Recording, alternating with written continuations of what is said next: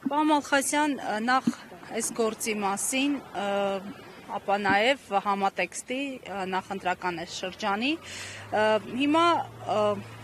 հայտարարություններ եղան երկու կողմից, մի կողմից մեղադրանք, դավաճանության, պաշտոնական մեղադրանք, մյուս կողմն էլ հերքում է որևէ կապ չի ունեցել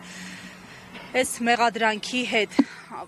Ամեն դեպքում օբյեկտիվորեն ինչպես կողմնորոշվի կողքի աչքը, ինչ է տեղի ունեցել։ Կողքի աչքը կողմնորոշվելու համար մեկ շատ կարևոր հանգամանք կա, որպեսզի խորը եւ համապարփակ հասկանան, որ սա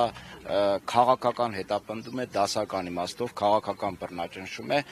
Մեկ հարց տվեք, եթե Անդրանիկ Թևանյանը չմասնակցեր քարոզարշավին, չլիներ թեկնածու, հանդես չկա շատ կոշտ ու թիրախային քննադատությամբ Նիկոլ Փաշինյանի հասցեին, ապա կլիներ նման քաղաքական հետապնդում, թե չէր լինի։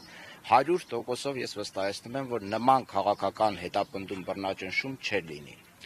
Դա միանշանակ է։ Երկրորդ հանգամանքը Նիկոլ Փաշինյանը հիմա կարծես հոգեկան ոչ հավասարակշիռ վիճակում է, նա հասկանում է, որ տանուլ է տալիս ընտրությունները, գահավիժում է, մեջքի վրա գնում է, անկում է ապրում քաղաքական իմաստով, հետևաբար իրեն պետք է բռնաճնշումների միջոցով, վախի մթնոլորտ ստեղծելու միջոցով, քաղաքական հիմնական հակառակորդներին վարկաբեկելու միջոցով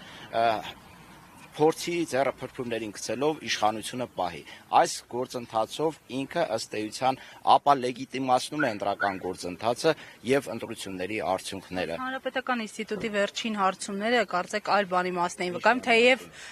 թեև այստեղ տեղի ունեցող այլ հարցումներ են հրապարակվել, որոնք ընդդիմության հավանական հաղթանակն էին։ Նախ այդ ձեր նշած կազմակերպության հարցումներով Նիկոլ Փաշինյանը չի հաղթում, այնտեղ 38%-ի մասին էր կարծեմ, ու մեկ բարձր էր, հասկանալի է, բայց դա հաղթողի վարկանիշ չի։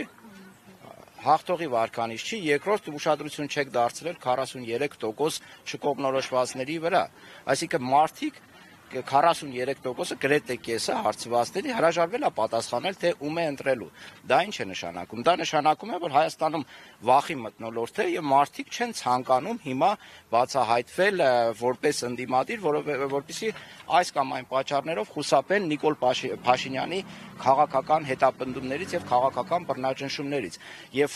այդ հարցումները չափորոշիչ չեն ու յուրաքանչյուր հարցում Հայաստանում չափորոշիչ չի, քանի որ կա քաղաքական վախի մթնոլորտ, քաղաքական հետապնդումների, քաղաքական բռնաճնշումների մթնոլորտ եւ դրա վրա աչք է փակում թե քաղաքացիական հասարակությունը, թե արևմտյան երկրների դեսպանատները, որոնք նախկինների ժամանակ իրենց ճղում էին դեմոկրատիայի, մարդու իրավունքների, արդար ու ազատ ընտրությունների համար։ Հիմա ինչու են լռում, հիմա ինչու ձայն չեն հանում։ Նախ դա եւ մեկ բան էլ նշեմ, Նիկոլ Փաշինյանը Անդրանիկ Թևանյանի վրա այս քրեական գործը հարուցել է 4 բառի պատճառով՝ ազգային դավաճան, լրտես, 300 թե 600 քանի հազար դոլար ու ՖՍԲ։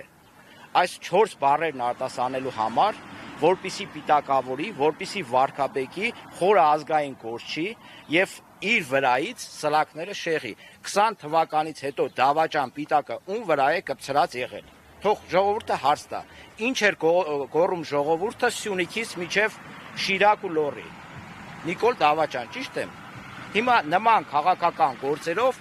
քաղաքական հետապնդումներով Դավաճանի պիտակը իր վրայից փորձում է անհույս փորձում է, դա իրեն չի ստացվի, այս կամ այն քաղաքական գործի վրա կարել, այդքան բան։ Շնորհակալ ենք։ Ես եմ շնորհակալ։